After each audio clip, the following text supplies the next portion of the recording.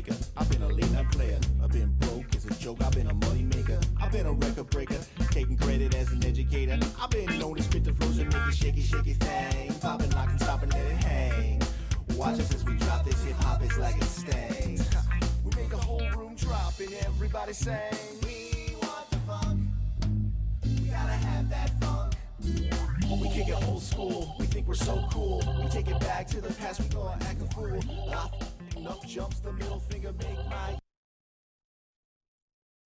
This is the Fanatical View. I am your host, Scott D. Lewis, here live in studio Comcast Cable, Channel 23, downtown Danbury, Connecticut, on this September 13th. Not as rainy today, overcast, as 5-6 days of rain looks to be dissipating. And we might actually, surprisingly, have some decent weather this weekend, which would be nice. We will not, however, complain about any weather with the hurricane situation currently underway down in North Carolina, South Carolina, heading maybe into Virginia, taking an interesting track as it's going in around Wilmington, North Carolina, down a little bit and farther west all the way through South Carolina before heading up into, you know, the northern and Carolinas and Virginia, West Virginia, Ohio I see is in the track. So we'll keep our eye on it. It has started to rain and the winds are picking up for certain on the coast. I have friends and more specifically family. My mother is very close to Wilmington, just south of that, in the northern Myrtle Beach area. So I am certainly hoping that she is okay. We will see and just keep our fingers crossed and hope that everybody gets out of that okay. So we're not going to complain about the weather we've been having or whatever weather we will have after this, but we will just move on. All right, I am here again in studio. You know, last week we had weather here and that cost us the show, as our main man, my right-hand man, Mr. Bob Broad Jr., who is directing the show, got called into duty with the thunderstorms and big winds that rolled through here last Thursday. And Bob is out, you know, protecting the streets, saving lives, and he got called into duty on his firefighter duty. So we had to cancel the show last minute. But I am here again as our usual director, Mr. Mike Toohey's work schedule is not cooperating at all as we try to get back on a regular schedule here. So Bob is running the show, as you could tell if you were watching from the very opening second. The credits rolled, and that was the end credits before the opening credits, but we survived that. That's no big deal. His show, Spotlight On, Tuesday nights at 9, Wednesdays at 12. Mike Toohey's show, Expose Cinema, Friday nights at 9, Wednesdays at 1. The production assistant extraordinaire, Connor, is here in the green room watching TV. Thankfully, we have the recent trainee, Tyler, whose Pomperaug High School destroyed Bethel High School the other night in a high school football game in week 1, I believe that was, of the high school football season. Crushed them the other night. I will mention, first we're live, so 203-792-4101 is the number if you would like to call. Last time we were here, we got a call. We are live also on Facebook as the Comcast Channel 23 Facebook page, and the way the new system is here that Bob's getting used to works is we go live on Facebook as we go live on television, so you can stream us that way as well. And I will make mention of SNYRA, the Southern New York Racing Association. Their reunion event that takes place every year is set this year for October 14th. That's a Sunday from 11 to 4. And it is at a new location. Come and enjoy the Danbury Fair Speedways, vintage cars on display, race arena, SNYRA reunion at Anthony's Lake Club, the Amerigo Vespucci Lodge over there on Christopher Columbus Avenue in Danbury, Connecticut. So that'll be happening. We know Bob will be there. And I wonder if our own Dave King will be there playing tunes. He usually is. I think I just heard Bob say that he will be through the control room walls. So you can check that out. We'll keep talking about it as we get there. It's about a month away. October 14th, Sunday, at the Vespucci Lodge, and I guess there will be Italian food and beer flowing, which is not typically the case for these previous events at the old location at the PAL building, but things have not continued to go there, so they're moving, and here we are. And that could be good, actually, get a little food and drink to go along with the reunion. So we'll check that out. All right, we're going to get into the show here, and we're going to make mention of the U.S. Open coming complete through that heat wave. It was hot, hot, hot with the weather, and then when we got to the women's final, it was a hot, hot, hot temper.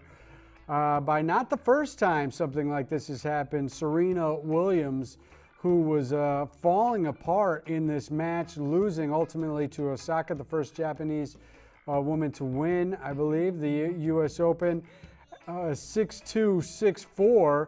Too bad Serena did not have her tutu on during the final, because then it would have been a full display of a 4-year-old temper tantrum where she could have been all dressed up in her tutu while she was yelling and screaming at the chair umpire. It was an interesting event because, not typical for what took place. The chair umpire did give a warning for coaching, which is illegal in tennis. Serena's coach was giving hand signals, and we know that coaches and players find ways to receive coaching during their matches. It's a rule, but it's unwritten that there are ways around it. But he was being quite obvious, and he admitted to doing so right during the match as they went to him and interviewed him while the match was going on. And he said he was definitely coaching her, but everybody does it. That doesn't make it right. The judge saw and said it was being too blatant, made a warning, and that set Serena off. And then the match itself set her off even further as she got broke to go down 4-3, smashed her racket, which is an automatic warning. So that is at 2, which means the next warning she gets is going to mean a penalty. She lost a point for this broken racket on the second warning. And then she continued to just berate the chair umpire in a fashion that was unacceptable. And he was left no choice but to give her an infraction.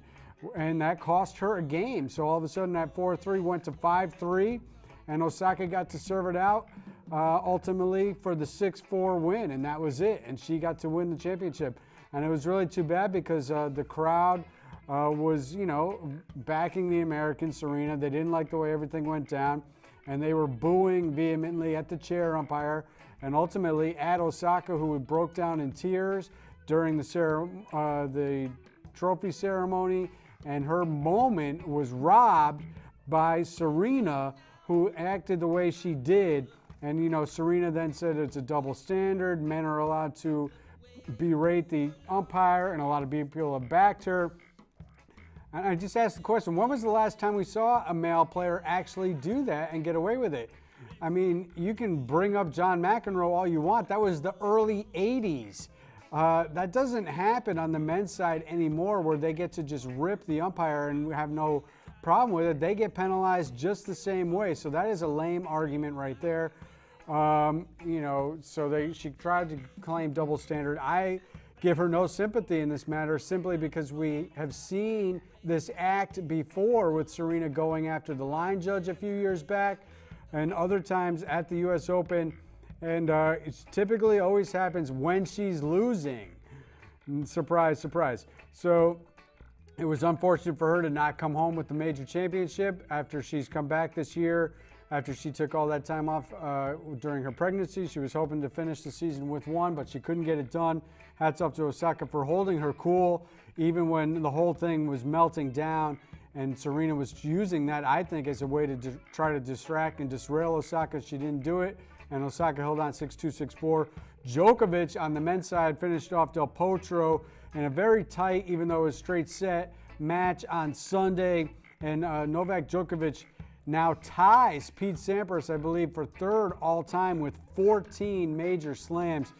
So you have to really credit Djokovic for coming back now, winning Wimbledon and the U.S. Open. He's recovered from his injuries. Del Potro, we know, has had numerous injuries. It was great to see him back in a major final. He won it there in 2008. Actually, I saw Del Potro beat Djokovic, as it were, in the quarterfinal. The one time I went to the U.S. Open about 10 years ago, I think it was. So it was good to see him come all the way back, and his fan base was great. He had big support. It was a pretty good match, but Djokovic was just too solid, too consistent, and he makes it now to 14, which is a big number. I am going to make a mention, I think, probably for the first time ever in the history of the show, of the WNBA right now, specifically because we see right there former UConn Husky, four-time Women's Player of the Year, four-time champion, I believe, Breanna Stewart, leading the Seattle Storm to a 3-game sweep of the Washington Mystic. And Deladon was the player defending her in that shot, is a great player herself. She led Washington to the WNBA Finals with a heroic effort, as she got hurt in the Eastern Conference Finals and had to pull a Willis Reed and limp back out onto the court and play through a banged-up knee. She couldn't do enough to hold off Sue Bird, the other former Lady Husky legend. So Seattle gets their third title in recent years. The West has now won 9 out of the last 10 WNBA championships. And Seattle also held off former UConn Husky Diana Taurasi, who I think is the best women's player ever to live and play for the Phoenix team, in a 5-game thrilling Western Conference Finals. And Sue Bird had 3 big 3-point shots en route to that Game 5 victory to get Seattle to the final, and then they took care of business. So there you go. I thought it was interesting. Specifically, I got into it when Taurasi was going against Bird and Stewart in that Western Conference Finals, and then I paid attention a little bit as the WNBA Finals took place. I wanted to make mention of that. Former Huskies doing well, always a good thing. I am going to make a quick mention also of soccer. I will mention, more specifically, I want to get into MLS, but I'll make mention of the fact that USA did play Mexico and beat Mexico 1-0 the other night. Interesting in the sense that USA really is turning the page on the previous generation. A lot of players you just have not seen or heard of before, as they're going to try to get their new group, young group, up and running and get themselves back into some other major tournaments before hopefully getting back into the World Cup. As you know, the disappointment still stings that they did not make the World Cup this past year, but they did beat Mexico 1-0. Mexico was playing a bunch of their lesser players, so can't take much solace in that as far as what to take away from it. But it's good to see some of these new young players, and we'll be able to watch them as they build themselves up and get ready for hopefully a World Cup in 4 years. But as far as the MLS goes, the Revolution finally won a game, 9-game winless streak, as they had just fallen apart on a season that had looked promising. But they pulled themselves to 33 points, which has them in 8th place. DC United is in 7th at 34. Montreal Impact at 36 points is holding down the 6th and final playoff spot. So they're 3 points out of that final spot. I think there's about 7, maybe 8 games left in the season. So there is time for a recovery to take place. DC with Wayne Rooney, the former English player and legend, has played well. So we'll see what happens coming down the stretch, but it was good to see them win. And they did it at Yankee Stadium, where the NYCFC play. And the NYCFC were in 3rd place in the eastern side of the MLS standings, had not lost a home game in a year. So it was even more impressive that the Revs broke their own winless streak by going into New York and upending NYCFC, who never lose at home. And they did the other night, 1-0 last week. I watched that game. It was pretty good. And the Red Bulls are in 1st place. Atlanta is in 2nd in the MLS. So if you're interested in soccer after World Cup fever caught you maybe, or maybe you're already into it, that's what's going on in the MLS. All right, let's shift over to baseball. And last night, the Boston Red Sox, for the 3rd time in franchise history, reached the 100-win mark. They clinched the playoff berth, I believe it was 2 nights ago, when they ratcheted up their 99th victory.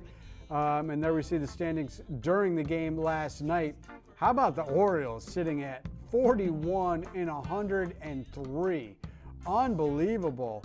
And Tampa Bay did win last night. Great season by them, especially the second half. They've moved to 80 and 65.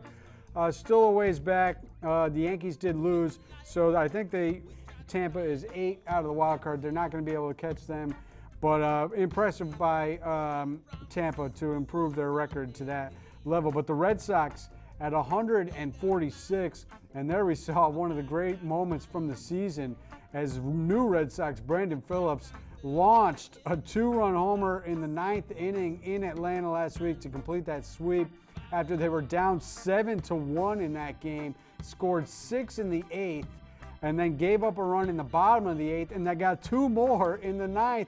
Brandon Phillips, in his first game in a Red Sox uniform, hadn't played a game in the bigs in a year. Hadn't played since September of last year, was in the minor leagues this year. Great player, former, all-star, but that was quite a moment. But the Red Sox, they lost the first 2 to Houston this week and rallied for a walk-off win against the Astros, who are hot right now, and holding off the Oakland A's. And, the Red Sox at 146, first time since 1946, as a matter of fact, that 46 number coming into play, that they reached that 100-win mark. And they did it last night in a David Price 7 shutout inning gem as they won 1-0 over Toronto. Our man Mike the Met Maniac and Jet Fanatic, Met Maniac Jet Fanatic, is here. Mike McFadden is here. He's all microphoned up. Let's see if we got any technical difficulties. Hello there, Mike. How you doing? Hey, Scott. Did it work? Is the microphone working? Nobody's running into the studio. Keep talking, Mike. How is traffic? That's what you know how that is, Scott. Yeah. All right. Sounds like maybe he's wired for sound, and we're good to go. So we'll welcome him into the show as he joins us. And your Mets, as a matter of fact, Mike, have played a little bit of a spoiler. Took 2 out of 3 from the Dodgers last week. Did they sweep the Phillies, or was that 2 out of 3 against the Phillies? 2 out of 3, right? So they've been playing a little bit of a spoiler. And we also see the Yankees now at 90 and 56, only 1 game lead over Oakland for that wild card race, and it's going to be down to the wire to see who's going to get home field. And Oakland is the team that is playing much better. The Yankees are 4-6 in their last 10, lost 2 in a row. Were no hit into the 8th inning last night in Minnesota. The Twinkies, a usual punching bag for the Yankees, took 2 out of 3 from the Yankees this week, and we'll see what happens. But the Yankees are a little bit of a trouble trying to hold on to home field. They do not want to travel to Oakland to play this 1-game playoff and face a team, Oakland, who just lost one of their aces though to injury, so that's a big blow for Oakland. Sanchez and Didi are back. Judge has been hitting off a tee. I think he hasn't taken live batting practice yet. No, right? So, and Chapman is starting to throw. They think he'll be back next week, but these guys are all coming back from an injury. Yankees do come home for a 9-game homestand where they will play the Jays and then the Sox next week, and then the Orioles, who we saw at 41 and 104. Oh, my God. And then they finish on the road with 4 against Tampa, who we've been talking about, been playing great. And the final 3 in Boston. Boston will be most likely just getting their rotation set, getting some rest at that point. So that could actually help the Yankees down the stretch, but we will see. I'm sure the Red Sox would like to do some damage to them heading into that final 1-game playoff. I mean, who do you think the Yankees are even going to go for that 1-game playoff? Tanaka, I guess, has been the most consistent. Their supposed ace is just not getting it done. Severino. He's been really shaky for the better part of the whole second half. CC has his moments, but you can't count on more than 4 or 5 innings out of him. Jay Happ might be the best guy, as it turns out, the guy they traded from for Toronto. So the Yankees could be in trouble going into that 1 game, specifically not being certain as to who is going to pitch. But they do have the bullpen, especially if Chapman comes back, although Betances now has been getting a little bit overused. and we saw him blow a save the other week, last week I think it was. So, maybe him having to hold down the closer position has shaken him a little bit. So it will be interesting. The rest of the Major League on the AL side, Cleveland has just been cruising along, specifically since the second place team in the Central is the Twins at 67 and 78. What happened to the Central Division this year, Mike? I mean, that is horrendous. Yep. So Cleveland at 82 and 64, Detroit at 59 and 87 is third place, Chi Sox 57 and 89, and the Kansas City Royals, who won a World Series not that long ago against your Mets, are sitting at 49 and 96. You know who the first baseman for Kansas City is, right? Oh, who do they have now? Lucas Duda. Oh, doodah day, all day. And in the West, so Houston, we mentioned Oakland trying to catch the Yankees, and they almost have at one game. They're only 3 behind Houston, who's 9-1 in their last 10, so that tells you how good Oakland's playing at 89 and 57. And so the Oakland comparative schedule to the Yankees at the Orioles to finish that series tonight, and at the Rays, so that'll be a tough series since the Rays have played well, especially at home, and their pitching staff is very good. And then they are home for the Angels and the Twins. That's relatively easy. And then they finish at Seattle, who's really fallen apart recently, and the Angels. So, I think Oakland and New York's schedules are somewhat comparable as far as difficulty level. They're each going to have to work hard and see who gets it done, but you have to like the way Oakland is playing as opposed to the way the Yankees are playing.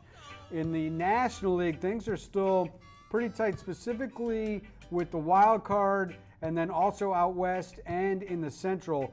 Surprisingly, the NL East has turned into a one-team race that the Braves have pulled to win 7 up over the Phillies. The Nationals have played well lately. It's too little, too late for them. I think they're 8 back. So it's going to be the Braves in the East. But in the Central, it's the Cubs +1 over the Brewers, who just won that series against the Cubs. And then the Cardinals, who were real hot for a while, have struggled a little bit recently, so they're 3.5 back against the Cubs in the division standings.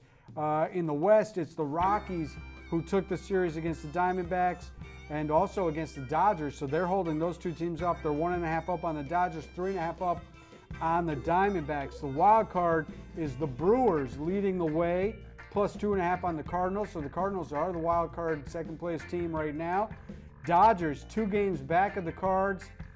Diamondbacks 4 games back of the Cards. I don't think the Phillies or the Nats have much of a chance at 6.5 and 7 back in the wild card. Anything that you see going on that you want to mention with the baseball, Mike? Only thing is going to be very interesting to see what happens with the Brewers, because I think they're definitely a dark horse. They're a dangerous team. Brewers are looking very good. They made some trades, so they have improved. I was surprised to see the Grandy man, Granderson, playing for the Brewers and hitting a game-winning home run in this photo we got right there. So that was interesting. All right, I'm just going to mention college football real quick and then get to the NFL, where Mike can tell us all about Sam the Man Darnold and the Jets and that incredible start. Just real quickly, UConn is horrendous. Randy Edsall, spare me. I don't like, him talking about he was left with the cupboards bare when he took over. Give me a break. You got beat, by Boise State 62-7. Embarrassing out on that blue field out there in Boise. And they got crushed in week 1 against UCF. You're the new guy on the block. Don't make any excuses. Get it done. They are home this weekend for old friend and former co-host. Remember, if you go way, way, way, way back before I started Sports Buzz, it was the Sports Bar, and then we were doing another show. Justin Mazzarisi, his favorite team, Rhode Island. He's still out there. I still see him every now and then on Facebook talking about his RI team, so I'm sure he will be crowing if they beat UConn this weekend. They are 2-0. That would be a bad loss for UConn. Clemson survived this weekend, 28-26 against Texas A&M. My CSU Rams finally got a win against an SEC team, beat Arkansas, so that was impressive after that terrible 0-2 start, getting crushed by CU and losing at home in a bad game against Hawaii, 34-27, so that was good. They are at Florida They won't be facing their former coach who bailed on them a couple years ago because he got fired by Florida, so he is out. So that was probably why they got that matchup to begin with, but no more. He's gone. A couple other matchups this weekend. Number 17, Boise State, who we just mentioned, crushed UConn. They play number 24, Oklahoma State. LSU, Auburn, that's number 12 versus number 7. Bama, of course, is ranked number 1. They play Ole Miss, who's 2-0. That could be a tough game for them. And I like the Ohio State number 4 versus TCU number 15 game. I'd like to see Ohio State lose every game since they should have fired their coach for the disgrace that he is, but yet they give him the 3-game ban, which is embarrassing. Just a joke. College football, it's a little to get into, specifically because of all the corruption and all the stuff that goes on behind the scenes.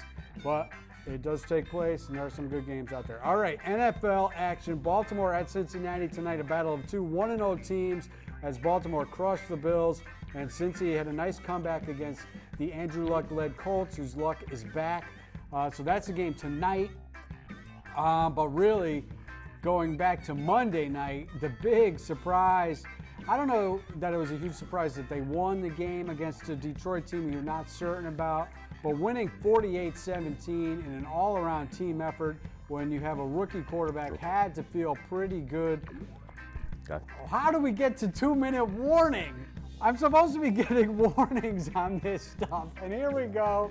I feel like I got more time than I do, and he holds up the sign 2 minutes. Unbelievable. All right, you got 2 minutes, Mike. 48-17. How'd you feel about your Jets?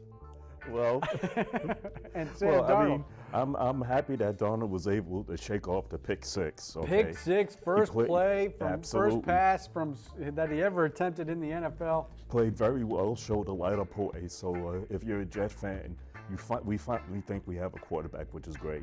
And the defense and special teams, they had a punt return or a kick return? Punt return? A kick return. Kick return and interceptions, multiple. Was there pick six going their way too? Or? Yep. So it was everything. Defense, special teams, a little bit of the running game. I saw a nice run late, and that was a long run. Was that Powell who got that big run? Or was that Crowell? Crowell, yeah. I think it was Crowell. Crowell, right. Powell, I don't think he's with them anymore, right? Yeah. So good for them. And they are home for the Dolphins on, is that Sunday night? Or is that, no, they are home for the Dolphins this weekend. So that'll be good. All right. Well, Patriots won, Giants lost. I didn't get the proper warnings. We did too much baseball. We don't get into football. We're out of time, 30 seconds. Hey, well, that's the way it is. Patriots at Jags this weekend. G-Men trying to get off the schneid at Cowboys Sunday night. All right, we should be back next week. We'll get more into football, and that'll be that. All right, thanks for tuning in.